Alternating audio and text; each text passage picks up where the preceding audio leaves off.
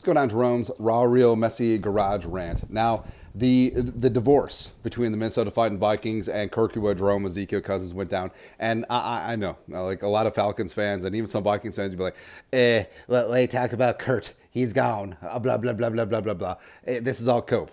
It doesn't matter. No, it really is a process. Trust in the process. And now, like, coming to think about it, were the Vikings and Kirk Cousins bad for each other?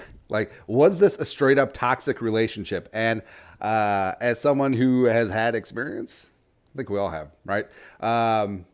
Sometimes when you're in the relationship, you got your blinders on. Like, you don't see what everyone else is talking about. And I feel like, we pride ourselves on calling a spade with Kirk Cousins, but maybe towards the end, maybe we had the blinders on just a little bit. It's possible, right? Because when you're in a toxic relationship with someone and your friends and your family, like, they're watching and just like, hey, he or she is bad for you. They are bad for you. It's not good. It's not good. Like, this person brings out the worst in you and it's not helping you develop. But you're just like, Mama, I could change him. Or, hey, I don't care that he's won one playoff game. Look at his stats in the Giants wildcard game. Look at his stats under Kevin O'Connell in 2022, 2023. The Vikings won the division. Oh, here we go. Right, and all that. Where also he said, he wants to stay here because it's not about the money, because he's been blessed throughout his career to get that money. It's not about the money, it's the structure. And then he just went to Atlanta and it really was all about the money. I mean, 4 years, $180 million with $100 million guaranteed. I'm not saying, I'm just saying everyone knew that Kurt Cousins was a mercenary coming in. And when someone tells you who they are, believe them. But when you're in that relationship, you really ignore the red flags. Where it's just like, our best chance to win a Super Bowl is with Kirk Cousins. Justin Jefferson loves Kirk Cousins. Right? So all that stuff. Where it's like, do we have to stay with Kirk Cousins because otherwise JJ will leave? Are we going to stay together for the kids? Is that the situation? No. Or is it a spot where they sort of sold you a bill of goods where it's like, hey, $84 million fully guaranteed. Hey, $66 million fully guaranteed. Hey, no trade clause. Hey, another $35 million guaranteed. All that. All of it. And then all of a sudden, when they have a chance to really have some reciprocity and also stay in a spot where the fan base is growing to love them, where teammates obviously love them. Teammates have gone to bat. Oh, by the way, do you think that it's weird that after Kirk signed with the Falcons that there wasn't many Vikings players who went to bat on social media and said, hey, good luck, Kurt, all that stuff? I think it was just like CJ Ham and Hawkinson. But what about JJ? What about Darisaw? What about all the other team leaders? Kind of seemed like radio silence. And Kurt and Darisaw, like, they went to Applebee's all the time or something like that, man. But again, now they made their decision. All right, so they moved on because they found another team to leech off of. It's perfectly fine.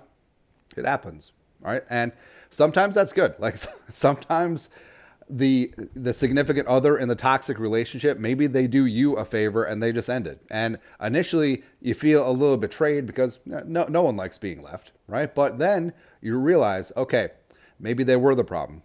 Maybe they're getting older and coming off a torn Achilles. And maybe, the equivalent of getting your clothes burned or urinated on, like, maybe that's about the same as winning one playoff game. I don't know. Who really knows? Talking hypotheticals. Not saying that that's ever happened to me before, right? But the whole thing is like, what was the song? The best part of breaking up is finding someone else you can't get enough of. Yes, that's where the Vikings are at right now, where, when Kurt comes back to historic US Bank Stadium, it's like seeing your ex at a gathering, and then all of a sudden they see you with a younger, better, hotter version of themselves. All of a sudden it's like, woo, woo, got him. And that's what the Vikings are doing in the draft. Trading up to 2, trading up to 3, trading up to 4, sticking and picking, whatever. They're going to come away with the quarterback of the future. I don't know. Is Sam Darnold like the rebound quarterback? Who knows? Also, who knows, right? But at a certain point, it's like, yeah, it was time. And frankly, Kwesi's like that good friend that basically just like put his foot down and was like, hey, You two are not good for each other. You've served up your utility, and now it's time to move on and start anew. And it does kind of suck because sometimes you're worried about you can't do better. And that goes with quarterbacks. That goes, they called it the Dalton scale back in the day. Chris Wessling, RIP.